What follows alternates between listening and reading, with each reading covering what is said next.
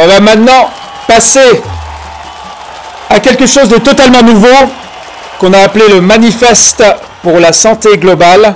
C'est une version 1.0 et c'est du open source. Alors vous l'avez tous reçu sur votre boîte mail. Si vous vous disiez qu'est-ce que c'est ce manifeste, c'est une ébauche. C'est une version 1.0 open source. Ça veut dire source libre. Cela veut dire que chacun peut apporter sa contribution.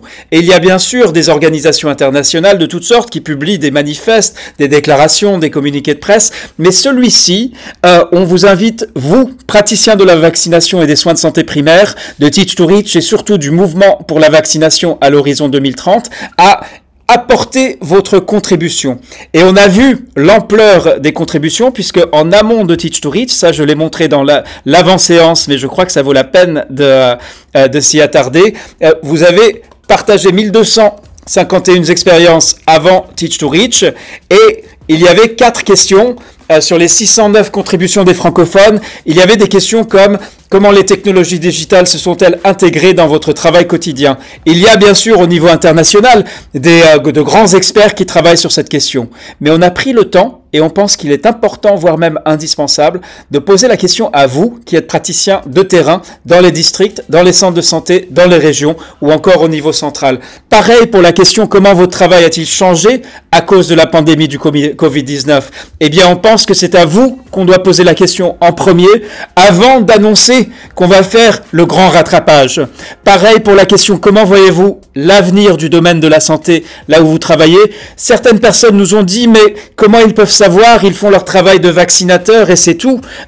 Mais on pense que vous aussi, vous avez une vision pour l'avenir. Vous êtes témoin de la situation de la population, de ses difficultés, de sa santé. Et du coup, on pense que c'est important de vous poser la question. C'est l'enjeu de ce manifeste pour la santé globale. Vous avez reçu toutes les modalités de participation par courriel. Je ne vais pas m'y attarder. Mais par contre, je vais me tourner vers vous maintenant pour de nouveau, on va peut-être demander donc aux participants de Teach to Reach, aux leaders du mouvement pour la vaccination à l'horizon 2030 qui sont avec nous dans notre studio Zoom, mais aussi vous, si vous regardez sur YouTube, si vous regardez sur Hopin, répondez à cette question. Qu'est-ce qui sera différent dans votre travail de santé à l'horizon 2030? C'est dans moins de 7 ans. Qu'est-ce que vous imaginez comme étant différent? Je vais commencer par Alain Dakam du Cameroun.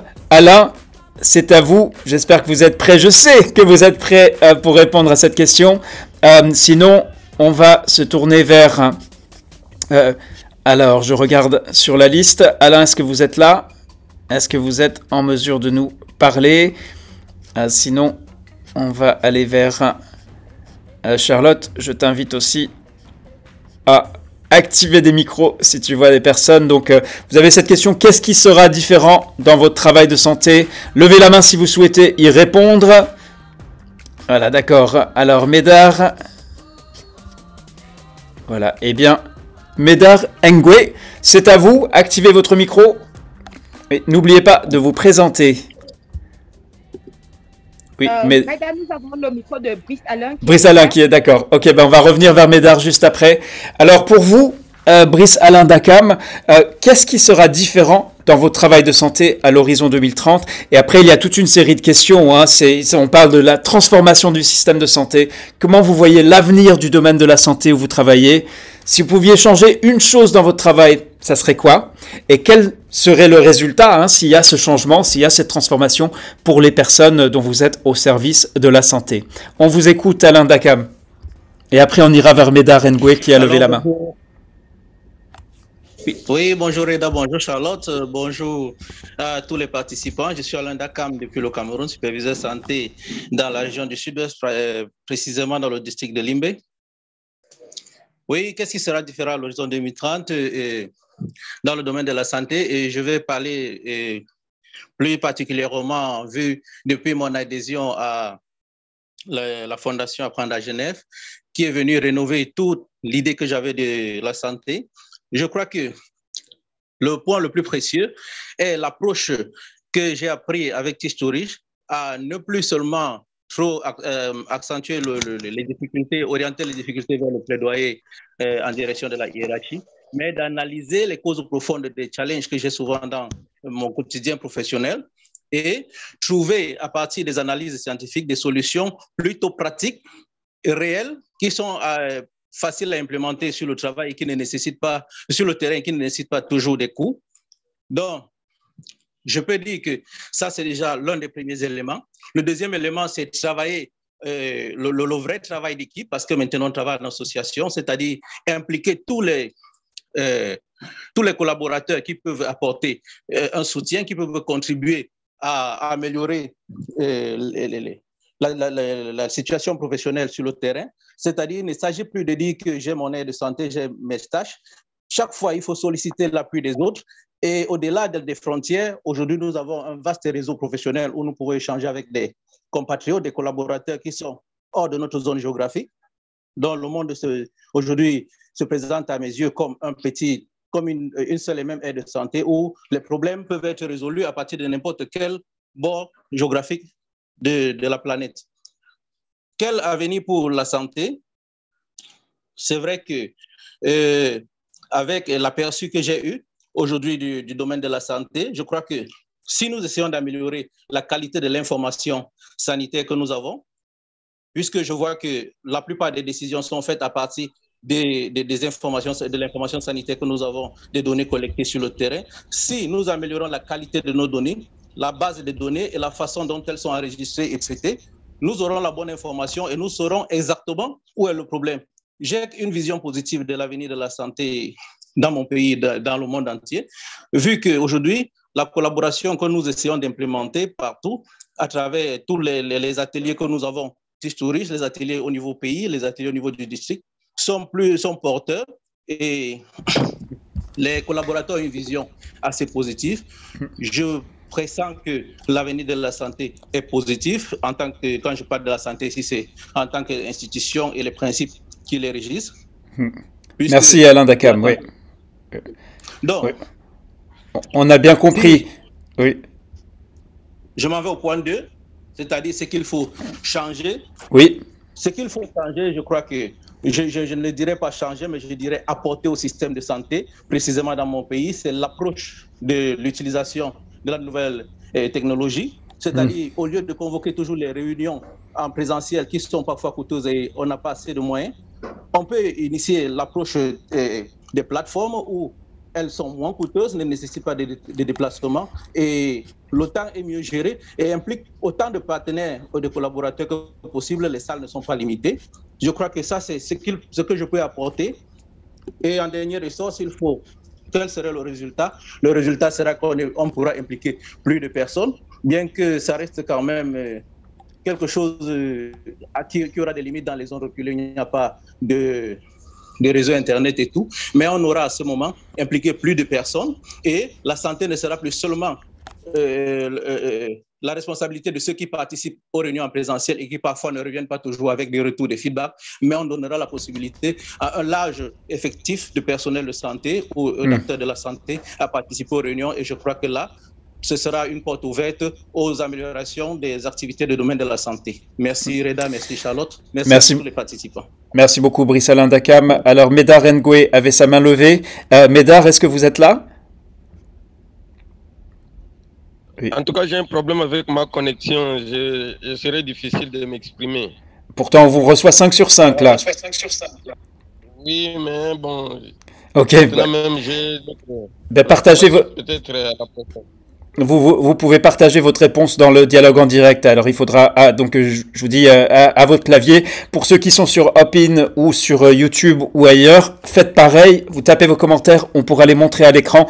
On va passer maintenant au docteur Lanfia Touré et je crois savoir Lanfia Touré. Oui, alors vous avez répondu à cette question. Vous êtes médecin de santé publique au bureau pays de l'UNICEF au niveau central. Et vous avez une vision de l'avenir de la santé en Guinée depuis là où vous travaillez. Quelle est cette vision pour l'avenir du domaine de la santé? On vous écoute. Ok, bonjour, bonjour à tous. Moi, je suis donc Dr Lanfia Touré. Je suis au bureau pays de l'UNICEF Guinée. Et comme je l'ai dit dans mon commentaire, je pense que nos pays ont commencé à ouvrir un peu les yeux par rapport à l'investissement que nous pouvons faire sur le capital humain. Parce que qui parle de santé parle de ressources humaines. Dans notre pays ou dans nos pays où on a eu des épidémies, par exemple d'Ebola, on a eu assez de pertes en ressources humaines. Et pour former un médecin, il te faut 25 ans. Un infirmier, il te faut 5 ans ou 10 ans.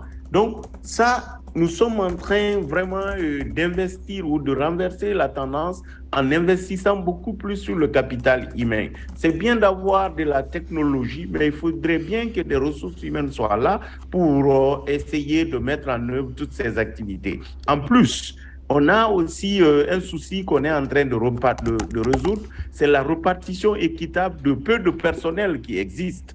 D'abord, leur qualification, mais aussi leur répartition équitable. Quand vous prenez les zones urbaines, vous trouvez qu'il y a plein de ressources humaines qui sont entassées dans les structures de santé. Vous allez dans une zone rurale, dans un poste de santé ou un centre de santé, dans un village comme par exemple à Timbitouni, dans Pita, dans ma région de la Moyenne-Guinée, vous trouvez que il y a peu de personnes. Vous pouvez trouver un centre de santé géré par une ou deux personnes au maxi, alors que le paquet minimum d'activité d'un centre de santé, c'est vraiment un paquet important.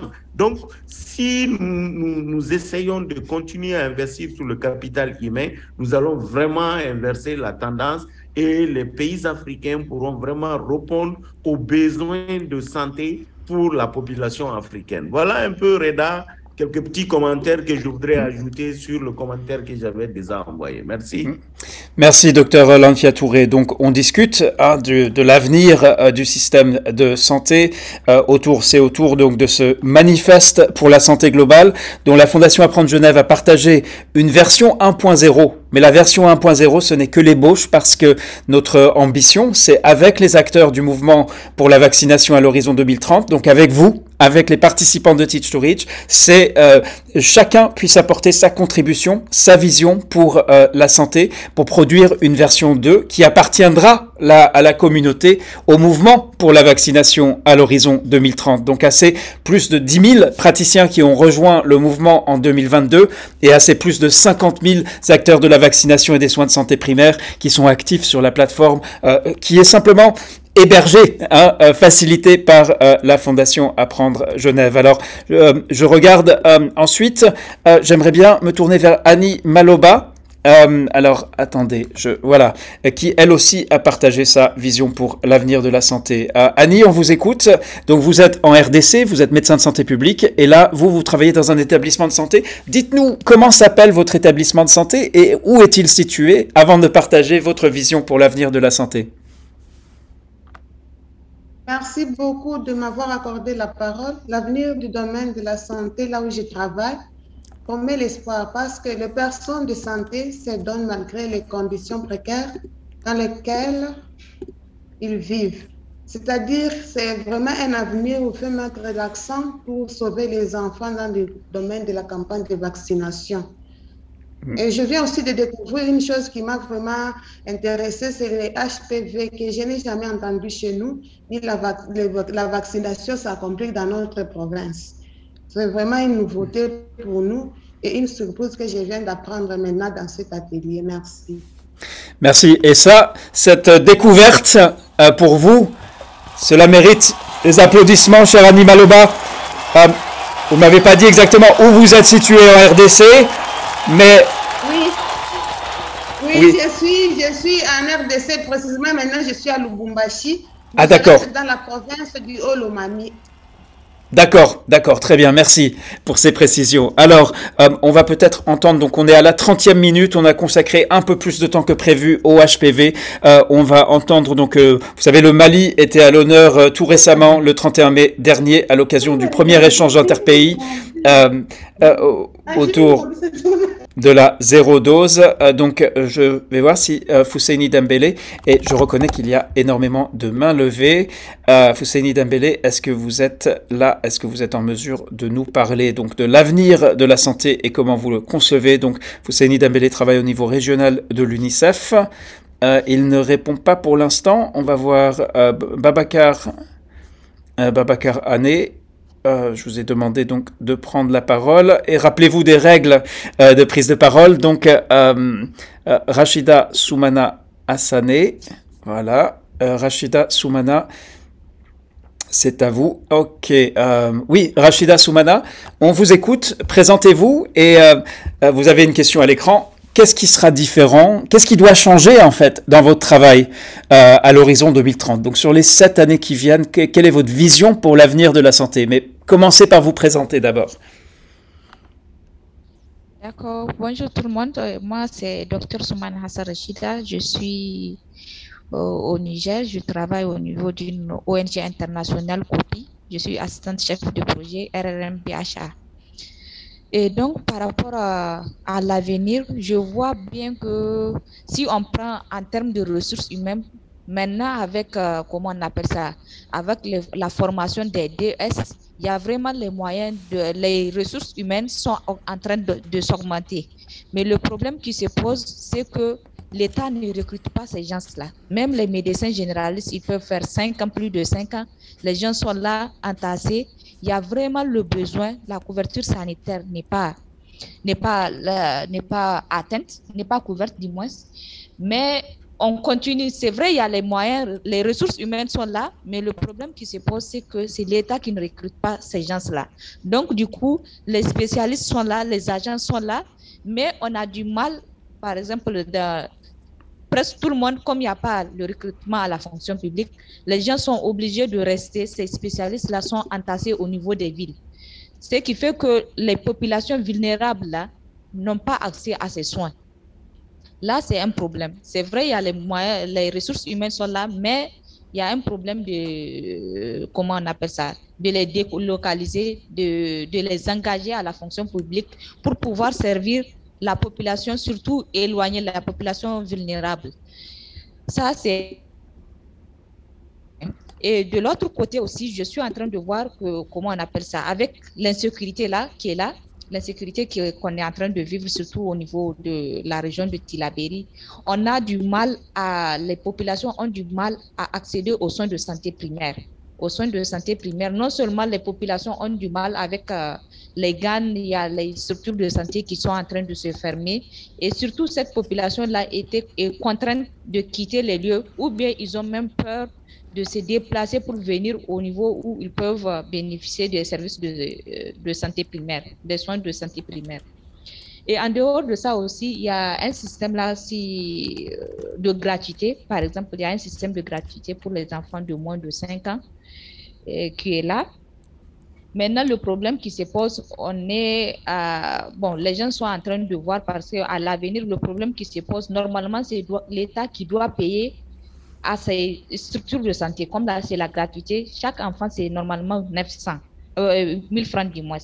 Maintenant, le problème qui se pose, on fait les soins gratuitement aux enfants de moins de 5 ans là. Le problème est que maintenant, l'État ne paye pas, n'est pas en train de rembourser cette somme-là qu'il doit aux structures de santé. Donc, il y a un problème de ravitaillement. Il y a un problème de ravitaillement. Donc, du coup, je suis en train de voir avec dans l'avenir qu'ils risquent de couper ça parce que si ils sont en train à partir de leurs fonds qu'ils reçoivent avec les adultes, ils payent les médicaments et que l'État ne rembourse pas, là, ils seront en rupture. Donc, du coup, ils risquent de couper même cette gratuité de soins-là aux enfants de moins de 5 ans. Même pas, à part ça aussi, pour les femmes aussi, quand on prend au niveau on prend au niveau des césariennes, on dit que c'est la gratuité, mais malheureusement, ce n'est pas le cas. On dit que c'est la gratuité, mais c'est à la charge de la patiente de tout acheter. Ça aussi, c'est un problème lié au fait que l'État n'est pas en train de rembourser les institutions.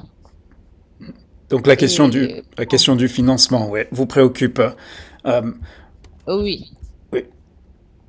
Merci Rachida Soumana. On a bien compris, je pense, l'essentiel de votre intervention. Est-ce que vous souhaitez conclure? Puisqu'il y a, je vois déjà 13 mains levées dans la salle.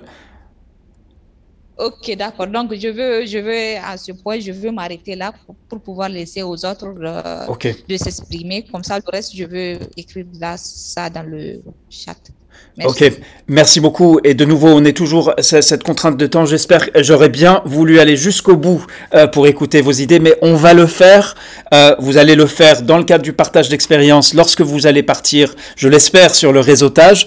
Et après, autour du manifeste, eh bien, si vous n'avez pas déjà apporté votre contribution écrite, vous allez être invité à le faire autour de ces questions. Donc, à quoi ressemblera la transformation du système de santé là où vous travaillez. Vous avez soulevé la question très importante du financement, ainsi que comment votre travail a changé à cause de la pandémie du Covid-19, comment la révolution digitale numérique a-t-elle transformé votre travail, de quel soutien avez-vous besoin, et enfin en quoi le fait de partager votre expérience avec des collègues qui sont confrontés à des défis comme les vôtres vous aide dans votre travail quotidien. Voilà quelques-unes des questions posées dans le cadre de l'élaboration de ce manifeste.